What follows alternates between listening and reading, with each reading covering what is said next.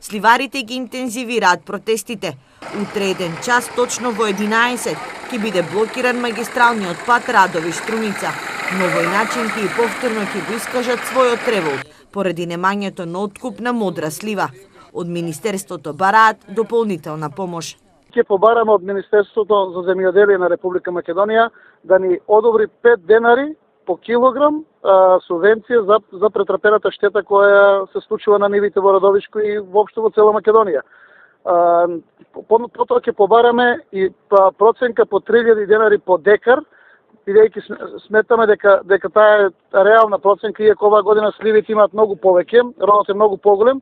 Откако денес во Делчево не се оствари ветената средба помеѓу производителите на сливи од Пијанечко-Малешевскиот регион и представниците од Министерството, одгледувачите решија во понеделник во 11 да го блокираат меѓународниот патен правец до Бугарија.